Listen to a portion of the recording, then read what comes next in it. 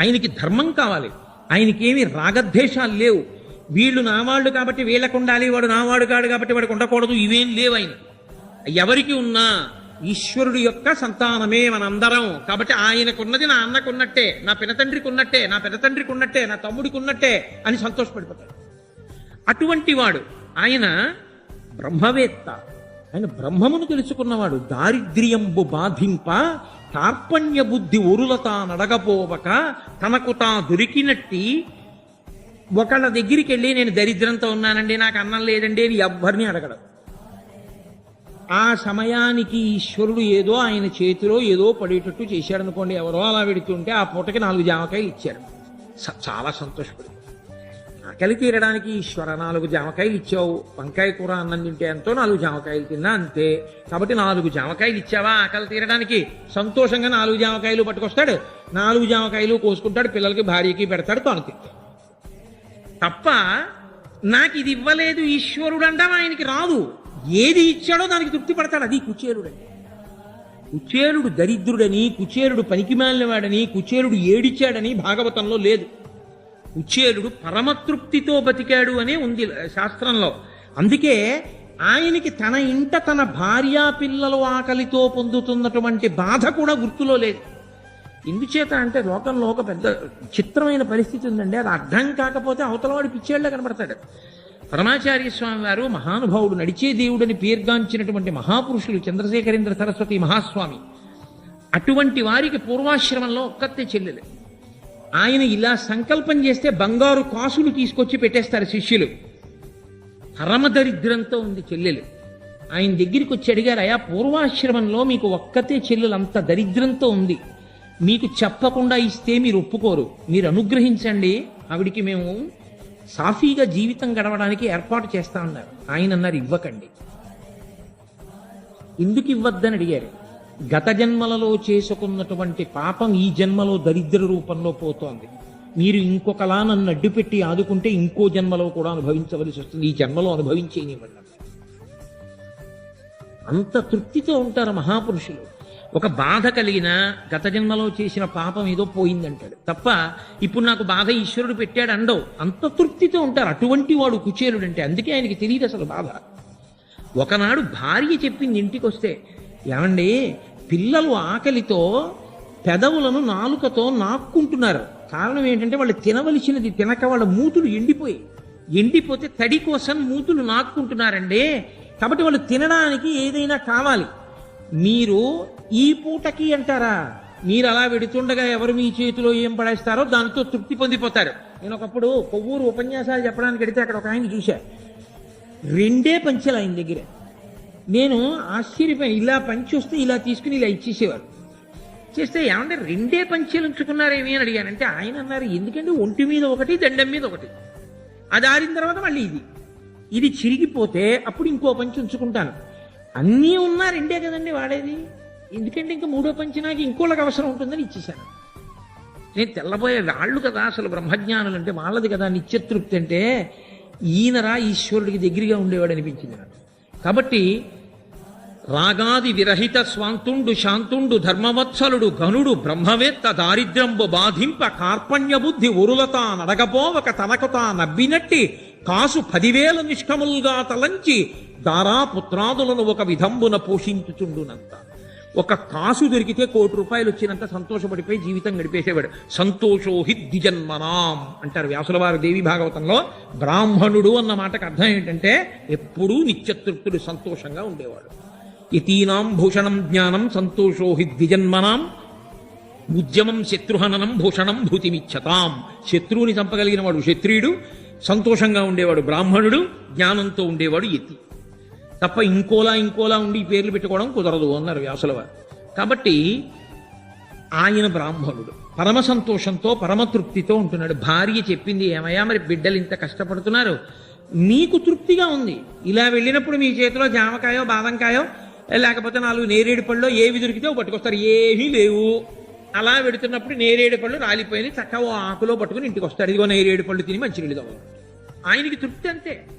అది మిగిలిన వాళ్ళకు అలా ఉండాలని ఎక్కడ ఉంటుంది? ఒక తల్లి అలా ఉండలేదుగా.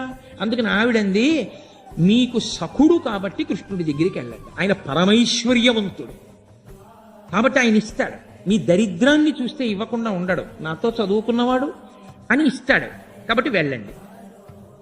ఆయన అన్నాడు, దరిద్రంగా ఉన్నాను అని చెప్పడానికి వెళ్ళనా కృష్ణుడి దగ్గరికి?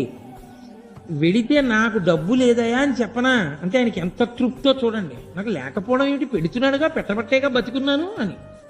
వెళ్ళి అడగనా? అలా అడిగితే ఇస్తాడా అన్నాడు. అంటే ఆయన ఉద్దేశం ఏంటంటే అడగకుండా ఇవ్వట్లేదా ఇవన్నీ? అడిగితేనే ఊపిరి తీయించాడా? అడిగితేనే దాహం వేస్తోందని చెప్పిస్తున్నాడా? అడగకుండా అన్నీ పెడుతున్నాడుగా. కాబట్టి నాకు ఏది ఇవ్వాలో ఆయనకి తెలీదా? అది ఆయన ఇవ్వడా? నేను అడగడం ఎందుకు? అసలు నేను అడగను. పేపర్ ఎందుకు చదువుతాను? ఏ వార్తలు లేకపోయినా చదవకుండా ఉండలేక. పూజ ఎందుకు చేస్తాను? చేయకుండా ఉండలేక. అంతేగాని కోరిక చెప్పడానికి పూజ కాదు. అంటే నా గురించి కాదు, కుచేలుడి గురించి నేను చెప్పేది. అది ఆయన తృప్తి. ఆవిడంది. అందుకే బాగా జ్ఞాపకం పెట్టుకోవాలి కుచేలోపాఖ్యానాన్ని మీరు. కలలోనంతన్మున్నెరుంగని మహాకష్టాత్ముడైనట్టి దుర్బలుడాపత్సమయంబునన్ నిజపతాబ్జాతంబు ఉల్లంబునం తలపన్ అంతని వచ్చి ఆర్తిహరుడై తన్నైన ఇచ్చున్ సునిశ్చల భక్తి భావములను భజించు వారికిడడే సంపద్ విశేషోన్నతుల్. విధృతి. ఇది నారాయణ తత్వము ప్రకాశించడం, భక్తి గట్టిపడడం అంటే అది. ఆవిడంది, ఓయ్ పిచ్చాడా, ఎంత మాట అన్నావు, వెళ్ళి అడగనా? అడిగితే ఇస్తాడా అంటున్నావా? కలలోనంతన్మున్నెరుంగని మహాకష్టాత్ముడైనట్టి దుర్బలుడాపత్సమయంబునన్ నిజపదాబ్జాతంబు ఉల్లంబునం తలపన్ ఆర్తిహరుడై వచ్చి తన్నైన ఇచ్చును. వాడు కలలో కూడా ఎప్పుడు భగవంతుడిని తలుచుకోలేదు, అంతటి దుర్మార్గుడు. వాడికి ఏదో పెద్ద కష్టం వచ్చినప్పుడు మాత్రం ఒక్కసారి ఈశ్వరా నువ్వే నన్ను రక్షించాలన్నాడు. అలా అన్నందుకు దెప్పి పొడవడాయా ఈశ్వరుడంటే? ఏమి ఇన్నాళ్ళు నన్ను ప్రార్థించలేదు, ఇప్పుడు ప్రార్థించావు నిన్ను రక్షించనా అని అడగడు. గజేంద్ర మోక్షంలో ఎక్కడా గజేంద్రుడు పూజలు చేసినట్టు లేదు. కష్టం వచ్చిన తర్వాత పిలిచాడు. కలడు కలండెరుడు వాడు కలడో లేడో అన్న తర్వాత అప్పుడు మొరలుగొల మొరలెరుంగుచు తన్ను మొరగువాడు ఆది మధ్యాంతములు లేక ఎరలువాడు భక్త జనముల దీనుల పాలివాడు వినడే చూడడే తలపడే వెగరాడే అన్నాడు. వచ్చాడా లేదా పరిగెత్తుకుంటూ? కాబట్టి ఎప్పుడూ అసలు ఈశ్వరుణ్ణి తలుచుకోని వాడు కూడా ఒక్కసారి తలుచుకున్నమంత మాత్రం చేత పరిగెత్తుకుంటూ వచ్చి అడిగింది ఇవ్వడం కాదు, అయ్యో అయ్యో అయ్యో అయ్యో నన్ను తలుచుకున్నావా నాన్న అని తనని తాను ఇచ్చేసుకుంటాడు. అంతటి దయాళువయ్యా ఈశ్వరుడంటే. లేకపోతే ఇవన్నీ ఎలా చేస్తున్నాడయా మనకి నారాయణుడై? కాబట్టి ఆయన జగత్స్వామి. స్వామి అంటే అన్నీ తనవిగా ఉన్నవాడు, స్వం. కాబట్టి ఆయన దగ్గరికి వెళ్ళు, ఎందుకు ఇవ్వడు? తప్పకుండా ఇచ్చేస్తాడని. మహానుభావుడు అలాగే పెడతాను. కానీ నీవు చెప్పిన ఎట్లు రాజీవనేత్రు దర్శించబోవుట పరమ శోభనంబు. కానీ ఆ చక్రపాణికి ఇప్పుడు కానుకేమైనా కొంపోవ కలదే మనకు. పెడతాను కానీ స్నేహితుడి దగ్గరికి, గురువుగారి దగ్గరికి, ఈశ్వరుడి దగ్గరికి, పిల్లల దగ్గరికి, రోగుల దగ్గరికి, ఇటువంటి వాళ్ళ దగ్గరికి వెళ్ళినప్పుడు రిక్తహస్తాలతో వెళ్ళకూడదు. కాబట్టి ఏమైనా పట్టుకెళ్ళాలిగా. పట్టుకెళ్ళడానికి ఏమైనా ఉందా మన ఇంట్లో అని అడిగాడు. ఇన్నాళ్ల నుంచి ఎప్పుడు మనం తినడానికి ఉందా అని అడగని వాడు కృష్ణ దర్శనానికి వెళ్ళేటప్పుడు మాత్రం ఆయనకి పట్టుకెళ్ళడానికి ఏమైనా ఉందా అని అడిగాడు. ఇది ఆయన భక్తి. అది కుచేలుడు అంటే. ఆవిడంది పక్కిళ్ళకి వెళ్ళి తీసుకొచ్చినట్టు లేదు భాగవతంలో. వాళ్ళ ఇంట్లోనే కాసిన అటుకులు ఉంటే అటుకులు తీసి అతి కష్టం మీద మూటగట్టింది ఆయన ఉత్తరీయానికి. ఎందుకంటే అవన్నీ కన్నాలే, దాన్ని ఎక్కడ మూట కడుతుంది? అటుకులు పైగా రాలిపోతాయి. ఏదో దాన్ని 2-3 మడతలేసి గట్టిగా ముడేసింది అనుకోండి, పిట్లిపోతుంది. అంత చివికిపోయిన బట్ట అయినా తృప్తి. అందులో కట్టి ఇవి పట్టుకుని వెళ్ళండి. గబగబా పాపం చాలా కష్టపడ్డాడు, నడిచాడు, వెళ్ళాడు, ద్వారకా నగరాన్ని చేరుకున్నాడు. పరమేశ్వరుని యొక్క అనుగ్రహం భక్తితో వెంపర్లాట అంటూ ఉంటే అసలు ఈశ్వరుడు యొక్క ప్రతిస్పందన అన్నది ఎలా ఉంటుందో చూడాలి అంటే మీరు కుచేలోపాఖ్యానం చూడాలి. వెడుతూ ఆయన అనుకున్నాడు, సముద్ర మధ్యంలో ఉంది ద్వారకా నగరం, ఇన్ని బంగారు మేడలు, 16,000 మంది గోపికలు, మహదైశ్వర్యవంతుడు, ఆ కౌస్తుభం, ఆ పుట్టుమచ్చ, ఆ వనమాల, ఆ రుక్మిణి, సత్యభామ, ఈ హంసతూలికా తల్పాలు, ఈ పరివారం నన్ను పిలుస్తాడా? ఎప్పుడో కలిసి చదువుకున్న దరిద్రుణ్ణి ఇప్పుడు నన్ను గుర్తుపట్టి రావోయ్ కుచేలా అంటాడా? సరే, ఈశ్వరానుగ్రహం ఎలా ఉంటే అలా ఉంటుంది. పరమేశ్వరుడు నన్ను గుర్తుపట్టకుండా ఉంటాడా? ప్రేమించకుండా ఉంటాడా? అంతే సంతోషంగా వెడుతున్నాడు. ఆంతరంగిక మందిరం, ఆయన స్నేహితుడిని చెప్పాడు. రుక్మిణీదేవితో కలిసి హంసతూలికా తల్పం మీద కూర్చుని ఉన్నాడు కృష్ణ పరమాత్మ. అంత దూరంలో గుర్తు పడతాడో పట్టడో 10 మందిలో అవమానంగా ఉంటుందని ఇలా వణికిపోతూ పాపం సిగ్గుతో వంగిపోయి వస్తున్నాడు. ఇక్కడ నుంచి చూశాడు, పాంపు మీద ఉన్నాడు. అదేం హాల్ కాదు, సింహాసనం కాదు, పోని కూర్చున్నది. అది బెడ్రూమ్. బెడ్రూమ్లోకి అందరూ రారు కదండి, ఎవరో బాగా ఆప్తులైన వాళ్ళే వస్తారు. నేను బాగా ఆప్తుండని చెప్పి వస్తున్నాడు ఆయన. తీరా వచ్చిన తర్వాత నువ్వెవరంటే ఎంత అవమానం. ఇక్కడి నుంచి చూసేట ఇలా ఎవరు వస్తున్నారని దూరంగా వస్తున్నాడు. ఉరప్పంజరం కనబడుతూ బక్క చిక్కిపోయి ఇలా వంగిపోయి వాసన కొడుతున్నటువంటి మలిన వస్త్రాలతో వస్తున్నాడు కర్ర పట్టుకుని. చూశాడు, బెంట్ ద్వారా కానీ ఇప్పటికీ ఉంది. మా గోపాలకృష్ణ గారు మమ్మల్ని అందరినీ తీసుకెళ్లారు. కుచేరుడు కృష్ణుడు కలుసుకున్న ప్రదేశం సముద్ర మధ్యంలో. అక్కడ చూశాడు, కనిడాయంచనినంత కృష్ణుడు తల తంజాక్షుడు ఆ పేద విప్రుని అశ్రాంత దరిద్ర పీడుతూ కృషి భూతాంగు జీర్ణాంబరున్ పైగా ఖండోత్తరీయున్. ఎటువంటి స్థితిలో ఉన్న కుచేలుడు ఆయన ఏమి అశ్రాంత దరిద్ర పీడితు, ఏదో ఒక్క క్షణం కూడా విడిచిపెట్టాడు దరిద్రం అయింది, అంత పీడిస్తోంది ఆయన. అశ్రాంత దరిద్ర పీడితు కృషీభూతాంగు, శరీరం అంతా చిక్కిపోయి ఎముకలు పైకొచ్చేసాయి. ఖండోత్తరీయున్, ఉత్తరీయం పూర్తిగా వేసుకోలేదు, చిరిగిపోయిన ముక్కొకటి ఎడంభుజం మీద వేసుకున్నాడంతే.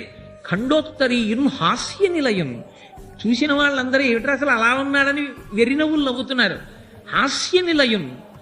అటువంటి వాణ్ణి చూచి సంభ్రమలోలుండై దిగెన్ తల్పమున్, ఒక్కసారి ఆ పాంపు మించి గభాలను దూకేశాడు. దూకేసి అమ్మో కుచేలా నా ప్రాణమిత్రుడు వచ్చావా అన్నాడు. పరిగెత్తుకుంటూ వచ్చేశాడు. అవతల వాడిలో ప్రేమ ఉంటే పరమేశ్వరుడు ఎంత ఆర్తిని ప్రకటిస్తాడో చూడండి. పరిగెత్తుకుంటూ వచ్చాడు, కౌగిలించేసుకున్నాడు. కుచేలా వచ్చావా, ఎన్నాళ్ళ కనపడ్డావయ్యా అన్నాడు. ఆ చెయ్యి పట్టుకున్నాడు, నడుం చుట్టూ చెయ్యేశాడు, తీసుకెళ్లాడు. రుక్మిణీదేవితో కలిసి తాను పడుకునేటటువంటి హంసతూలికా తల్పం మీద పడుకోబెట్టాడు. పడుకోబెట్టిన వాడు ఊరుకోలేదు. రుక్మిణి అలా చూస్తానేమిటి, వెళ్ళు బంగారు పళ్ళెం బంగారు చెంబుతో నీళ్లు పట్టరా అన్నాడు. గబగబ గబగబా తీసుకొచ్చింది. అట్లు కూర్చుండపెట్టి కనక కలిస సలిలమున కాళ్ళు కడిగి నెయ్యమున జలంబు భక్తి మస్తకమున చల్లుకొని మలయజంబునొడల జొబ్బిల్లనలది. ఆ వచ్చిన వాడిని గబగబా తీసుకొచ్చి ఆ పాంపు మీద కూర్చోబెట్టాడు. రుక్మిణి పట్రా అన్నాడు. ఓ బంగారు పళ్ళెని తీసుకొచ్చి కుచేరుడి కాళ్ళ కింద పెట్టాడు. పోయి చెంబుతో నీళ్ళన్నాడు. రుక్మిణీదేవి అనగా ఆదిలక్ష్మి అయిన రుక్మిణితోడ క్రీడ కల్పుచున్న కృష్ణు చూచి పట్టణంబులోని ప్రజలుల్లసిల్లిరి ప్రీతులగుచు ముక్త భీతులగుచు అంటారు పోతన గారు. ఆదిలక్ష్మి ఆవిడ నీళ్లు పోస్తోంది. కృష్ణ పరమాత్మ కుచేరుడి కాళ్ళు కడిగాడు. కాళ్ళు కడిగి భక్తి జలంబు తన మస్తకమున దాల్చి ఆ నీళ్లు తీసుకుని తన తల మీద చల్లుకున్నాడు. రుక్మిణీదేవి తల మీద చల్లాడు, భార్యల తల మీద చల్లాడు. చల్లి మలయజంబునొడల జొబ్బిల్ల నల్లది ఆ గంధం తీసుకొచ్చాడు. గంధం తీసుకొచ్చి బాగా అలిసిపోయావో అని లలిత మృగమత ఘనసార మిళితమైన మలయజంబునొడల జొబ్బిల్ల నల్లది ఒడల శ్రమయంతయువ పోవా తాళ వృంతంబు విసరి బంధురామోద ధూపంబులసగి మించు మణిదీపముల నివాళించి మరియు అంటారు పోతన గారు. ఆ గంధం ఒళ్ళంతా రాసేశాడు. అందులో కస్తూరి కలిపాడు, అందులో పచ్చకర్పూరం కలిగాడు. నా స్నేహితుడు బడలిపోయాడు రుక్మిణి, అతనికి నేను ఒంటికి రాస్తుంటాను, నువ్వు విసురన్నాడు. ఆవిడ విసినికర్ర పట్టుకుని విసురుతోంది. చేతి కంకణములు కణ కణ కణ శబ్దం చేస్తుంటే ఆదిలక్ష్మి విసురుతోంది. శ్రీమన్నారాయణుడు అయినటువంటి కృష్ణ భగవానుడు ఆయన ఒళ్ళంతా గంధం రాసి ఆయనకి దీపాలతో హారతిచ్చి ఆయనకి మంచి ధూపం వేసి కూర్చోపెట్టి ఎన్నాళ్ళకొచ్చావో అని లోపలికి తీసుకెళ్లి మధుర పదార్థాలు పెట్టి మంచి కర్పూర తాంబూలం తీసుకొచ్చి ఆయన నోట్లో పెట్టి బాగా దగ్గరగా జరిగి మాట్లాడుతుంటే అక్కడ ఉన్నటువంటి వాళ్ళందరూ చెలికెత్తెలు చూసి ఎట్టి తపంబు చేసెనకు ఈ ధరణి దివిజేశ్వరుండు తొల్పామున యోగి విస్ఫుటదుపాస్యకుడై దనరారు జగత్స్వామి రమాధినాథు నిజ పర్యంకముపైనున్నవాడు ఎట్టి మహనీయ యోగ్యులకు లభ్యమగునే. ఇది ఈ భాగ్యం దొరకమంటే దొరికేదా? శ్రీ మహాలక్ష్మితో కలిసి శ్రీమన్నారాయణుడు పడుకునేటటువంటి దివ్యమైన హంసతూలికా తల్పమది. ఇంతకు ముందు ఋషులు వచ్చారు, మహర్షులు వచ్చారు, ఎవరిని అలా కూర్చోపెట్టలేదు. ఈయనెవరు? ఈ ధరణి దివిజేశ్వరుండు తొల్పామున ఇంతకు ముందు అసలు ఇతను ఏ పుణ్యం చేసుకున్నాడు? వీడు తీసుకొచ్చి పరమేశ్వరుడు శ్రీమన్నారాయణుడు తన పర్యంకం మీద కూర్చోబెట్టడమా? రుక్మిణీదేవితో నీళ్లు పోయించి కాళ్ళు కడగడమా? కృష్ణుడు ఒళ్ళంతా గంధం రాయడమా? దీపాలు తిప్పడమా? ధూపం వేయడమా? మధుర పదార్థాలు పెట్టడమా? కర్పూర తాంబూలం నోటికి అందించడమా? దగ్గరగా జరిగి కూర్చుని నడుం చుట్టూ చెయ్యేసి ఆ మిత్రమా చెప్పవాయ్ అని మాట్లాడుతుండడమా? ఈ బక్క చిక్కిపోయిన బ్రాహ్మణుడేమో అక్కడ కూర్చుని అక్కడి నుంచి సిగ్గుపడిపోతూ అందరూ కృష్ణుడు అలా మాట్లాడుతుంటే ఇదేమిటి బ్రాహ్మణుడని అందరూ తన వంక చూస్తుంటే తను సిగ్గుపడిపోతున్నాడు. ఈయన అసలు ఏం చేసుకున్నాడా? ఆ పుణ్యం ఏం చేసుకున్నాడని చెప్పాల్సి ఉంటుంది మీరు. అంతటా శ్రీమన్నారాయణుడే అన్నీ ఆయనవే అని నమ్మాడంతే. పరమ భక్తితో ఇచ్చినా ఇవ్వకపోయినా ఆయన్ని ప్రేమించాడు. ఇవన్నీ చేసి దగ్గర కూర్చుని, ఏమోయ్ నీకు గుర్తుందా మన ఇద్దరం కలిసి చదువుకున్నాం సాందీపని మహర్షి దగ్గర, ఆ తర్వాత నీకు పెళ్ళయింది అన్నట్టు అడగడం మర్చిపోయానోయ్ కుచేలా. ఓ బ్రాహ్మణోత్తమ, వేద పాఠన లబ్ధ దక్షత గల చారు వంశమున ప్రభవించి పరిణయంబైన నీదు ఇల్లాలు సుశీల వర్తనంబుల భవత్ సదృశయదునే. ఎంత పెద్ద విశేషణం వేశాడో. వేదం చదువుకున్న కుటుంబంలో పుట్టి నిత్యతృప్తితో భర్త అది తేలేదు ఇది తేలేదని భర్తని దెప్పి పొడవకుండా, నా భర్త ఇంత భగవద్భక్తుడు, ఇంతకన్నా ఏం కావాలి, ఆయన చిటికిన వేలు పట్టుకున్నందుకు తరించిపోతున్నానని సుశీలయ్యి నీ భార్య నిన్ను అనువర్తిస్తుందా? నాకు చూడా, నీదు చిత్తము ధన గృహ క్షేత్ర ధన దారా పుత్రాదుల యందు తగులకుండుట తోచుచున్నయది. నాకు చూస్తే నీ మనసు ఇళ్ళు మీద కాని, స్థలాల మీద కాని, ధనం మీద కాని, భార్య మీద కాని, బిడ్డల మీద కాని నీకు వ్యామోహం లేదని తెలుస్తోంది. నేను సైతము లోక సంగ్రహణార్థంబు కర్మ చేయు పగిది కొందరుత్తములు భువిని మనసున తవిలియుండక అర్ధియుక్త కర్మంబులాచరించి ప్రకృతి సంబంధములు వాసి ధన్యులగుచునుందురు. కొంతమంది ఉంటారు, నేను లోకం కోసం ఎలా పని చేస్తున్నానో కుచేలా అలాగే వాళ్ళు కూడా కర్మ చేస్తున్నట్లు కనపడతారు, కానీ వాళ్ళ మనసులో ఏ కోరిక ఉండదు. పరమేశ్వరుడి మీద అపారమైన భక్తితో ఉంటారు. నువ్వు అటువంటి వాడివని నాకు అర్థమవుతోంది. నీకు దేని మీద వ్యామోహం లేదు, అన్నీ ఈశ్వరుడు ఇచ్చాడని పరమతృప్తితో ఉన్నావు. నిజానికి నీకుందా లేదా అని అడిగితే లోకం దృష్టిలో నీకు లేదు. నీ దృష్టిలో అన్నీ ఉన్నా ఆ పూటకి తినేదేదో అదే కదా తినేది, ఆ పూటకి తినేదేదో ఇస్తున్నాడుగా, ఇంకేం కావాలి, నేను దరిద్రుడిని ఏమిటని నువ్వు పొంగిపోతావు కదూ అని. మన ఇద్దరం కలిసి చదువుకున్నాం కదా. నీకు మన గురువు గారు గుర్తున్నారా? గురువు గారన్న మాటకి పరమేశ్వరుడంతటి వాడు, శ్రీమన్నారాయణుడంతటి వాడు ఎంత కట్టుపడ్డాడో చూడండి. గురువు లేని నాడు గుడ్డితనమే, ఈశ్వరుడు దొరకడు. శాస్త్రము గురువు ఈ రెండే మార్గం చూపిస్తాయి. అందుకే తివిరి అజ్ఞాన తివిర ప్రదీపమగుచు అవ్యయంబకు బ్రహ్మంబును అనుభవించి భరిత సత్తుండు సత్కర్మ నిరతుడతుల భుజుల శ్రేష్ఠుడలగుండు బుధనుతుండు. మన గురువుగారు దీపం లాంటి వాడు, అజ్ఞానాన్ని పోగొట్టేస్తాడు. ఎంతటి మహానుభావుడు సాందీపని మహర్షి. మనం కలిసి చదువుకునేటటువంటి రోజులలో నేనేమైనా ఎక్కువ సమయం తీసుకుంటున్నానండి? లేదు కదా. మనం సాందీపని మహర్షి దగ్గర చదువుకునే రోజుల్లో ఒక విచిత్రమైన సంఘటన జరిగింది. నీకు గుర్తుందా కుచేలా? ఒకరోజు సాయంకాలం మన్ని పిలిచి గురుపత్ని ఒక ఆజ్ఞ ఇచ్చారు. ఒరే వెళ్ళి కాసిని సమిధలు వంట చెరుకు తీసుకురండిరా అన్నారు. మన ఇద్దరం అడవిలోకి వెళ్ళాం. తీరా మనం అడవిలోకి వెళ్ళాం, సూర్యాస్తమయం అయింది, పెద్ద పెద్ద మబ్బులు వచ్చేసాయి. ఏనుగు యొక్క తొండములు ఎలా ఉంటాయో అటువంటి ధారలు, ఎత్తుపల్లములు కలిసిపోయాయి. మనకి దారి తెలియలేదు, కటిక చీకటి, దారి తప్పిపోయాం. రాత్రంతా అడవిలో తిరుగుతూనే ఉన్నాం. ఏదో దొంగతనంగా కృష్ణుడికి తెలియకుండా అటుకులు తినేశాడు, ఏదో బఠానీలు తినేశాడంటారు, అలా ఏం లేదు భాగవతం.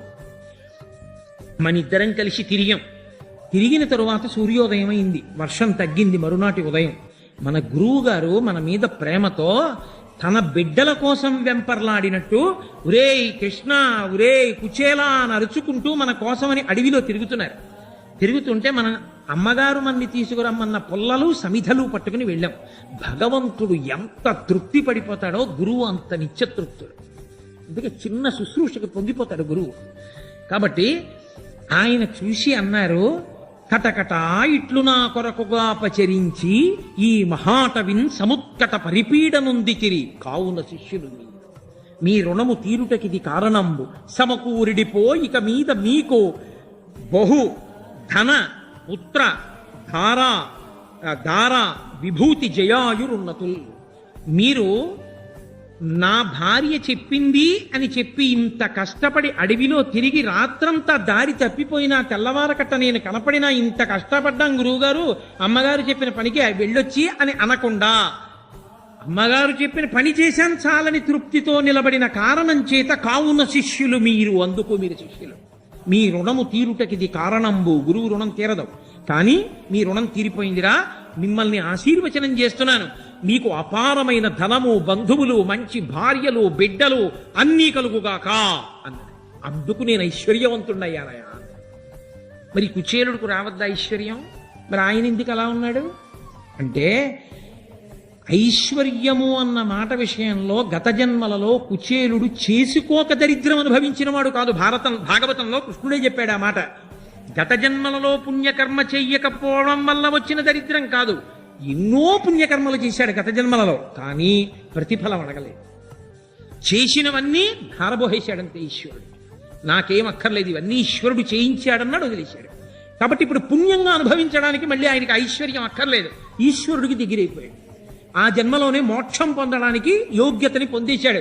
ఇదే అంటుంది రుక్మిణీదేవి, వ్రతముల్ దేవగురు ద్విజన్మభుర సేవల్ దాన ధర్మాదులం గత జన్మంబల ఈశ్వరం హరిజగత్ కళ్యాణు కాంక్షించి తీసితినేనిన్ వసుదేవనందనుడు నా చిత్తేశుడయుగాక నిద్యుతులైపోదురుగాక టంగరములో చేదీశ ముఖ్యాధముల్. కేవలం పరమేశ్వర తృప్తి కొరకు చేసినదైతే పరమేశ్వరుడే మీకు లభ్యమవుతాడు.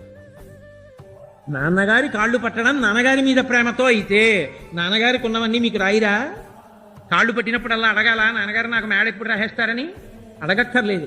నాన్నగారి మీద ప్రేమతో నాన్నగారి కాళ్ళు పట్టాలి, అమ్మ మీద ప్రేమతో అమ్మకి మంచినీళ్ళు అందించాలి, అంతే.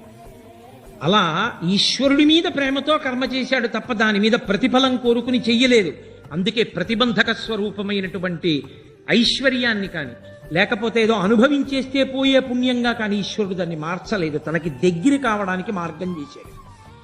కాబట్టి కుచేల మనిద్దరం కలిసి తిరగడం, ఆ సాందీపని మహర్షి, ఆ గురువు గారు, ఆ అమ్మగారు, అబ్బబ్బబ్బా ఏమి వైభవం అన్నాడు. ఏమీ తెలియని వాళ్ళ పొంగిపోయాడు. దగ్గరకు వచ్చి అన్నాడు, అన్నట్టు అడగడం మర్చిపోయాను చూసావా, స్నేహితుడి దగ్గరికి వచ్చేటప్పుడు నువ్వేదో తెచ్చే ఉంటావు నాకు ఇద్దామని కానుక, తేకుండా రావు. ఏం తెచ్చావు? ఇవ్వకుండా దాస్తామే, చెప్పి ఎక్కడుందని ఇలా ఇలా తడిమేస్తున్నాడు. ఆయన సిగ్గుపడిపోతున్నాడు. ఖండోత్తరీయున్, అసలు వేసుకున్న ఉత్తరీయమే ముక్క, అది పిట్లిపోతోంది, అందులో కట్టినవి నటుకులు. ఆయన ఇంతటి మహదైశ్వర్యవంతుడు, ఇదా పట్టుకొచ్చి ఆ అటుకులు ఆయనకి పెట్టడం? ఇదే మనకి స్నాతకం చేసేటప్పుడు పెళ్లి కొడుకును కూర్చోబెట్టి ఏదైనా ఇచ్చేటప్పుడు శ్రియాదేయం హ్రియాదేయం భియాదేయం అని నేర్పుతారు ఉపనిషత్తులో.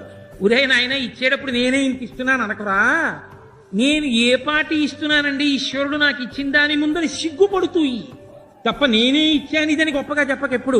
ఈశ్వరుడు నీకు ఇచ్చిన దాంతో పోలిస్తే నువ్వు ఈశ్వరుడికి ఇచ్చిందే పాటి అని సిగ్గుపడు అంటారు. కాబట్టి అటుకులు ఇవ్వడానికి సిగ్గుపట్టాడు కృష్ణుడు. నీవు సిగ్గుపడిన నాడు ఈశ్వరుడు తడిమి నీ దగ్గర పుచ్చుకుంటాడు. అది ఆయనకి కావాలా భక్తి. ఆయన ఒళ్ళంతా తడిమేసి, ఇదిగో మూట ఏదో తెచ్చావనా, మూట విప్పాడు. పాప అలా కూర్చుని ఉండిపోయాడు ముడుచుకుపోయి కుచేలుడు. మూట విప్పి అటుకులు చూశాడు. అబ్బా, అటుకులు నాకు ఇష్టమని అటుకులు తెచ్చావా? చాలా మంది లోకంలో మాట అంటుంటారు, కృష్ణుడికి అటుకులు నైవేద్యం పెడితే ఇష్టం, ఆయన కర్మ, ఆయనకు అటుకులు ఇష్టం ఏమిటి? సమస్త బ్రహ్మాండములు ఆయనకు అటుకులు ఇష్టం కాదు, ప్రేమతో నువ్వు ఇచ్చిన ఆయనకి ఇష్టం. అందుకే ఆయన అంటాడు కృష్ణుడు, దళమైన పుష్పమైనను ఫలమైనను సడిలమైన భాజని భక్తిన్ ఎలమిన్ కొలిచిన భక్తులు ఇచ్చిన ఎలమిన్ రుచిరాన్మముగయను భుజింతున్. నాకు ఆకిచ్చావా, పండిచ్చావా, కాయిచ్చావా, నీళ్ళిచ్చావా నేను చూడన్నాయా? ప్రేమతో పట్టుకొచ్చిస్తే యోమే భక్త్యా ప్రయచ్చతి పత్రం పుష్పం ఫలం తోయం, ఏదిచ్చినా సరే పొంగిపోయి తింటానన్నాడు. కాబట్టి నువ్వు ప్రేమతో తెచ్చావు కుచేలా, నేను ఎందుకు తిన్ననుకుంటున్నావు అని గబగబా తడిమాడు. ఆ అటుకులు ఉత్తరీయంతో పాటే ఇలా ఎడంచేత్తో పట్టుకున్నాడు. అబ్బా, ఎంత ఇష్టమైన నాకు ఈ అటుకులు అన్నాడు. ఇలా గబగబా ఓ గుప్పిడి తీసుకున్నాడు, నోట్లో పోసుకున్నాడు, కరకర నవిలేసి మళ్ళీ కాసిన ఇలా ఇలా తెచ్చినవింది కనుక ఆ బట్టలో ఇలా ఇలా సర్దుతున్నాడు, ఇంకొక కాసిని తీసుకుందామని. మురహరుడు పిడికెటటుకుల కరమప్పగా నారగించి కౌతూహలియై మరి ఒక పిడికెడు కొన తత్కరమప్పుడు పట్టె కమల కరకమలమునన్నారు. ఒక గుప్పిడి తిని ఇంకొక గుప్పిడి తిందామని ఇలా జరుపుకుంటున్నాడు. రుక్మిణీదేవి కదండి, లక్ష్మీదేవి, ఆవిడొచ్చి టక్కన పట్టుకుంది కృష్ణుడి చెయ్యి పట్టుకునంది. మీరు ఒక్క గుప్పెడు అటుకులు పరమభక్తితో పెట్టిన వాడు తింటే ఆయనకి ఏమి ఇచ్చారో నాకు తెలుసు, మీకు తెలుసు. ఇంకొక గుప్పెడు కూడా తింటే నన్ను మిమ్మల్ని కూడా కలిపి మీరు ఆయనకి ఇచ్చేసుకుంటారు. కాబట్టి ఇహ తినకండి. ఇది ఈశ్వరుడు అంటే. ఈశ్వరుడు లేక మన దగ్గర తిన్నవాడు కాడు, మన ప్రేమకి పొంగిపోయిన. మనం ఏది ఇచ్చామన్నది కాదు, మనం ఎంత భక్తితో ఇచ్చామన్నది కావాలా. భక్తి అన్న మాటకు అర్థం మీకు చెప్పా. ఎలా అడుగుజాడలు పట్టుకుంటే మనసు ఉద్భుతమవాలో మీకు నేను చెప్పాను. ఆ భక్తితో మీరు నిలబడి ఏది పెట్టండి ఆయన పొంగిపోతాడు. అది నారాయణుని చేరడానికి మార్గం. అందుకు దొరుకుతాడు నారాయణుడు. అంతేకాని ఇది చేస్తే నారాయణుడు దొరుకుతాడని శాస్త్రంలో ఎక్కడా ఏం లేదు. దానికి సోపానమును ఇలా అని చెప్పడం చాలా కష్టం. భక్తి పరమ ప్రధానమైన సాధనం. అందుకే మోక్షసాధన సామాగ్ర్యాం భక్తిరేవ గరీయసి అంటారు శంకర భగవత్పాదులు. కాబట్టి ఇప్పుడు ఆ అటుకులు రెండవసారి తిననివ్వలేదు రుక్మిణీదేవి. అయిపోయింది. రాత్రి పడుకున్నాడు, మంచి హంసతూలికా తల్పం ఇచ్చాడు, నిద్రపోయాడు. కుచేలుడు లేచాడు, మరో రోజు స్నానం అనుష్ఠానం చేసుకున్నాడు. పాపం ఆ మాసిపోయిన బట్టే కట్టుకున్నాడు. కృష్ణ నేను వెళ్ళొస్తానన్నాడు. ఓ వెళ్ళిరావో అన్నాడు. వీధి దాకా వచ్చాడు. చక్కగా ఎంతో గౌరవించాడు, బయటికి దిగబెట్టాడు. వెళ్ళిరా కుచేలా అన్నాడు. వీధిలో నించున్నాడు. వెళ్ళిపోతూ వెళ్ళిపోతూ కుచేలుడు ఇలా వెనక్కి చూసినప్పుడల్లా ఓసారి చెయ్యి ఊపాడు. కుచేలుడు పరమ సంతోషంగా వెళ్ళిపోతున్నాడు ఇంటికి. అడిగాడా? వాళ్ళ ఆవిడ ఏం చెప్పింది వెళ్ళినప్పుడు? ఇంట్లో దరిద్రంగా ఉందాయా ఏమైనా అడుగు కృష్ణుండంది. అడిగాడా కృష్ణుణ్ణి? ఏమీ అడగలేదు. ఆయనే అన్నాడు, నీకు నిత్యతృప్తితో ఉన్నావాయా? నీకు భార్య బిడ్డలు గృహ క్షేత్ర ధన దార పుత్రాదులయందు నీదు చిత్తము చెందకుండుట తోచుచున్నయది. నీకు గుర్తు రావట్లేదు, నీకు ఏమీ జ్ఞాపకం లేవు, నీకు భగవంతుడు పొంగు అదే అంటున్నాడు. అన్నా కూడా గుర్తురాలి. వెళ్ళిపోతూ వెళ్ళిపోతూ గుర్తొచ్చింది వాళ్ళ ఆవిడ. ఇంటికి వెళ్ళిపోతున్నాను అనుకున్నాడు. అన్నన్నా ఇది అడగమంది కదా, అడిగి కాస్త ఏమైనా పట్టరండి, కృష్ణుడు ఇస్తాడండి, అడగడం మర్చిపోయాను అనుకున్నాడు. అనుకున్నాడు వెంటనే, నేను అడిగితే ఇస్తాడా కృష్ణుడు? నేను ఇంత ఆదరిస్తాడనుకున్నానా? ఎదురొచ్చాడా? వ్యాప్తిం పొందక వగవక ప్రాప్తంబగు లేశమైన 10,000 తృప్తించందని మనుజుడు సప్తద్వీపములనైన చక్కంబడునే అని నన్ను తీసుకెళ్లి కూర్చోబెట్టాడా? కాళ్ళు కడిగాడా? గంధం రాచాడా? విసినికర్రతో విసిరించాడా? ఎవరు? జగత్స్వామి రమాధినాథుడు శ్రీమన్నారాయణుడు నన్ను ఇంత అనుగ్రహించాడా? ఆయన్ని నేను అడగాల? అడగకపోతే తెలీదా? మా ఆవిడకి కాస్త ఏమన్నా డబ్బులు కావాలి, ఇంట్లో పిల్లలు బాధపడుతున్నారు అందన్న విషయం తెలీదా? మరి ఎందుకు ఇవ్వలేదు? చూసావా, డబ్బుల దగ్గరికి వచ్చేటప్పుడు మాత్రం ₹1 ఇవ్వలేదు. నేను తెచ్చిన అటుకులు మాత్రం తీశాడు అనలేదు. ఆయన ఏమన్నాడో తెలుసా అండి? శ్రీనిధి ఇట్లు నన్ను పచరించి ఘనంబుగ విత్తమేమియున్ ఇయ్యకుండుట తోచుచున్నయి. ఆనక దరిద్రుడు సంపద చేత అంధుడై తన్ను చేరడని కాక శ్రితార్తిహరుండు సత్కృపాంబోనిధి సమస్త వస్తు పరిపూర్ణినిగానను చేయకుండుని. ఆయన శ్రీనిధి, ఐశ్వర్యానికంతటికీ ఆయన గని. అటువంటి వాడు నాకు ఇవ్వలేదు. ఎందుకు ఇవ్వలేదంటే ఇప్పుడు అర్థమైంది. ఇన్నాళ్ళు దరిద్రంతో ఉన్నానని కదా అందరు అనుకుంటున్నారు. ఇప్పుడు నాకు చాలా ఐశ్వర్యం వచ్చేస్తే ఆ భోగాలలో పడిపోయి నేను తనని మర్చిపోతానేమో, దూరం అయిపోతానేమో. ఊరే ఈ అనుభవాలకే ఉందిరా, నన్ను చేరడం ప్రధానం కదా. నువ్వు తృప్తితో ఉండి నన్ను చేరుతున్నప్పుడు డబ్బు ఇచ్చి నువ్వు పాడు చేయడం ఎందుకని ఆనక సంపద చేత అంధుడై ఆ ఐశ్వర్యం చేత అంధుడనై నేను తనకి దూరం అయిపోతానేమోనని నాకు ఇవ్వకుండా నాకు మేలు చేశాడు. అబ్బా ఎంతటి ప్రేమైకమూర్తో! ఇస్తే పాడైపోతుంది కదా, ఇవ్వలేదమ్మయ్యా, ఎంత మంచి పని చేశాడో అన్నది. ఇది భక్తి అంటే. ఆ స్థానంలో ఇంకోడు ఉంటే అది కుచేలోపాఖ్యానం అవ్వదు. దాన్ని వ్యాసుల వారు కష్టపడి రాయక్కర్లేదు, పోతన గారు ఆంధ్రీకరించక్కర్లేదు. నేను ఇవాళ ఆ విషయాన్ని మీతో ప్రస్తావన చెయ్యక్కర్లేదు. ఇవ్వకపోయినా ఎందుకు ఇవ్వలేదో అని ఆలోచించి నమస్కారం చేశాడు కృష్ణ భగవానుడికి. చేసి ఇంటికి వెళ్ళిపోయాడు. వాళ్ళ ఊరు వెళ్ళాడు. తన పాక ఎక్కడ ఉంటుందో అక్కడికి వెళ్ళాడు. పాకకి బదులు బ్రహ్మాండమైనటువంటి సౌధం ఒకటి కనపడింది. దాని మీద చంద్రకాంతులు పడి మెరుస్తోంది.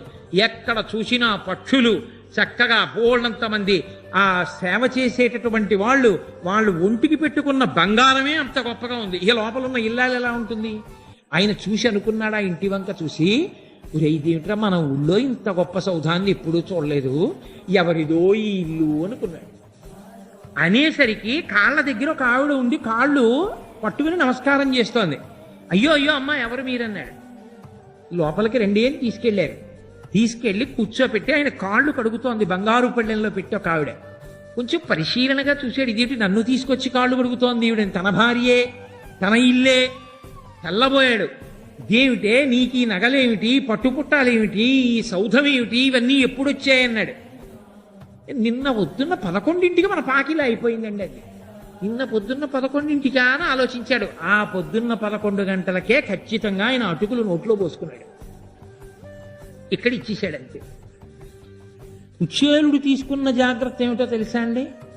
అవన్నీ అనుభవిస్తున్నా కృష్ణప్రసాదం పరమేశ్వరుడిది, ఇవన్నీ నన్ను అనుభవించమన్నాడు, నాది కాదు. అద్దింట్లో ఉన్నవాడు ఉంటాడు, అందులో ఎప్పుడూ పూజ చేసుకున్నా వసతి గృహే అని చెప్పాలి కానీ ఇంటి యజమాని అమెరికాలో ఉన్న ఇది నాదేనండి అని చెప్పుకుంటూ వెళ్ళాడు అనుకోండి, ఎప్పుడో అప్పుడో 3 ఏళ్ళు పోయిన తర్వాత ఆయన వచ్చాడు అనుకోండి, ఆ వెళ్తుంటే ఎవరండి మీరు అన్నాడు అనుకోండి, నా ఇల్లేనయా వెళ్దాం అనుకోండి, మీ ఇల్లు అంటే ఆయన ఎప్పుడు అలా చెప్పలేదు, ఆయన ఎప్పుడు ఆయింది అని అంటుంటాడు, ఆ ఇల్లు నేనే కట్టుకున్నానంటుంటాడు అన్నాడు అనుకోండి, ఆయన ఏం చేస్తాడు ఆ ఇంట్లో ఉన్నవాడిని, ఒరే నువ్వేదో మంచివాడు అనుకుని ఇల్లు ఇచ్చి నేను అమెరికా వెళ్తే నువ్వు అందరికీ నువ్వే కట్టుకున్నానని చెప్పావుట, నువ్వు నీదే ఇల్లు అని చెప్పావుట, మేము వచ్చేస్తున్నాం అమెరికా నుంచి కాబట్టి మీరు ఖాళీ చేసేయండి అని పంపించేస్తాడు బయటికి.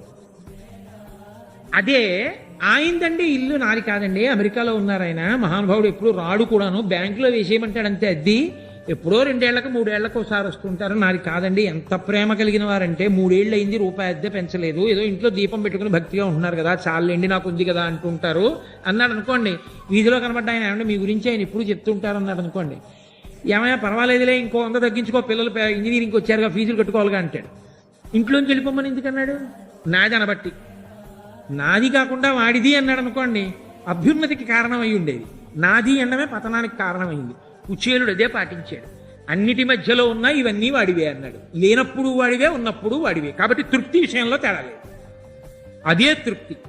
చక్కగా అలాగే జీవించాడు, అలాగే అనుభవించాడు, అలాగే ఈశ్వరుణ్ణి చేరిపోయి పరమేశ్వరుని యందు కలిసిపోయాడు. అంటే నారాయణుణ్ణి తెలుసుకున్నాడు. ఇదే నారాయణ మహిమ అంటే. మహిమ అంటే ఆయన అనుగ్రహమే. ఆయన అనుగ్రహమే ఆయన్ని పొందడానికి హేతువు. ఆయన అనుగ్రహము ఆయన్ని పొందడానికి హేతువైతే ఆయన అనుగ్రహాన్ని పొందడానికి హేతువు ఆయన పట్ల భక్తి.